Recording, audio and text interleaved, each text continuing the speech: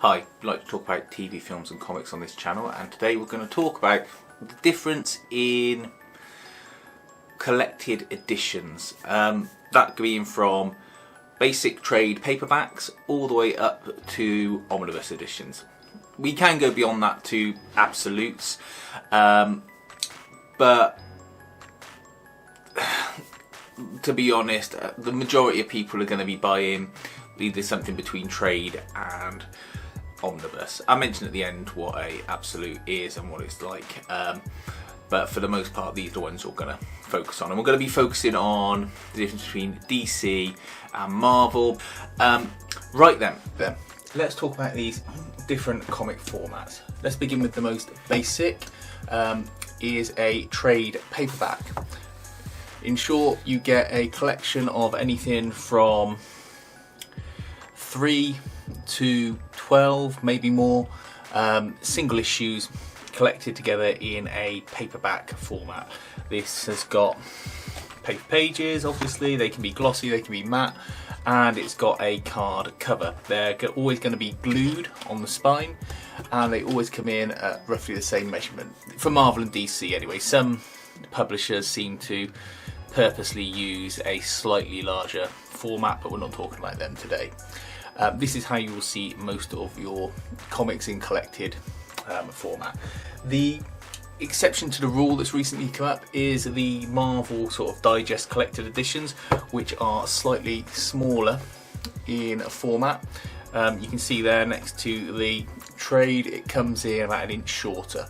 I'll put the measurements up on the screen for it. But again, these tend to collect maybe 2 trade paperbacks worth of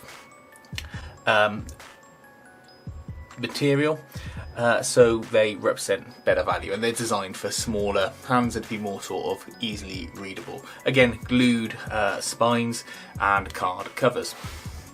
In addition to having paperback trades, you can also get hardbacks. This is a hardback trade. You'll see that it's got a solid cover, a dust jacket, and it sits slightly larger in size than the paperback trade, but the page size inside is the same size.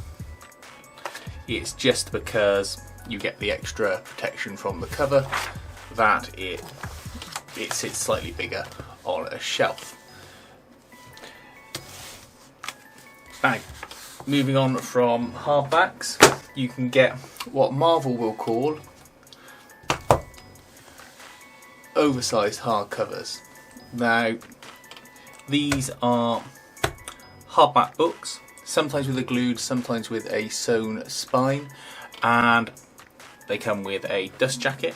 Sometimes you'll get art on the covers, more often than not nowadays you do. And they, again, with Marvel, they tend to collect maybe at least 2 trade paperbacks worth of material in them. These are sort of an alternative to omnibuses. If, say, they haven't brought out an omnibus, or they bring out a particularly small omnibus for a run, you can sometimes find that buying oversized hardcovers from Marvel does actually represent significantly better value. It takes up slightly more shelf space, but say in the instance with this Miss Marvel, her 2 oversized hardcovers I managed to buy for less than £15, and they contained essentially the same amount of material, including additional extras, as the recently released £40 omnibus, and they don't take up more shelf space, maybe millimetres more.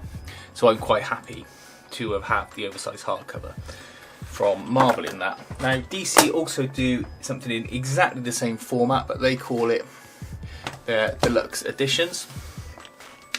We've got the Multiversity one here. You'll see that it is the same size as the Marvel oversized hardcover. Again, you get a dust jacket, you get artwork on the cover more often than not, though sometimes you do just get plain covers, and you will get a sewn or glued binding again. Paper quality in these again differs. You can have thick glossy paper, you can have thick matte paper, you can have low quality paper. There doesn't seem to be sort of a standard method for producing any of these books, which I'm surprised that I would have thought there would be a standard format for the print quality, but that seems to vary, and I don't know if that's because it's from different factories or different publishing companies, you know, as in it's like smaller versions, I don't know. Okay, moving on from oversized hardcovers and deluxe editions, you have then got the big daddy omnibus. Now, an omnibus can collect anywhere from, say, 18 to 20 issues up to, well, the sky's the limit really, as long as the binding will hold. I've got one that is 1300 pages long, the He-Man and the Master of the Universe, the Last Man omnibus I've got. They're all from DC and they are about 1300 pages in length, but I've also got ones that are maybe 500 pages in length. They're still classed as omnibus. Essentially what you get is a hardback book, the same length and height as the deluxe or oversized hardcover. You get a dust jacket, you get a illustrated cover, and you get a sewn or glued spine. Better to have a nice sewn spine that you can stretch out with the omnibus. Obviously that's a benefit because you can get less gutter loss, and you will tend to get an entire sort of run from either an artist or a writer in that comic format.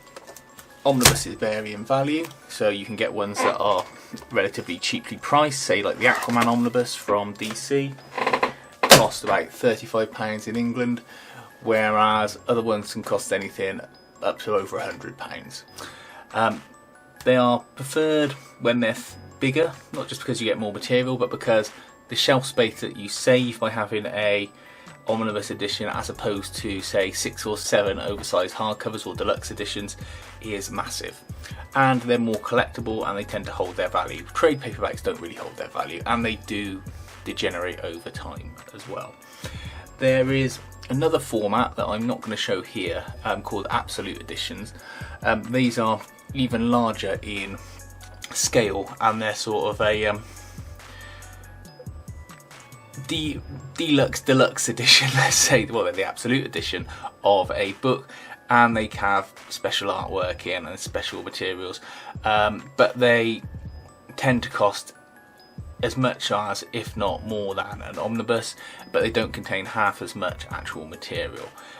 Furthermore, they don't tend to fit on many readily available shelves, so I don't buy them because I just can't store them anywhere. That's a basic overview of the different comic formats that you can buy. Obviously there's digital and there's floppies, but as far as the sort of collected editions, these are the main ones and the main differences in size, and I hope that's helped us illustrate it, because sometimes it can be a bit difficult when you are looking online and you see the different descriptions, and you can maybe buy a hardcover copy thinking it's going to be deluxe sized, and find out it's not, it's just basic trade paperback size, or vice versa. Please let me know your comments and give us a thumbs up, and thanks for watching.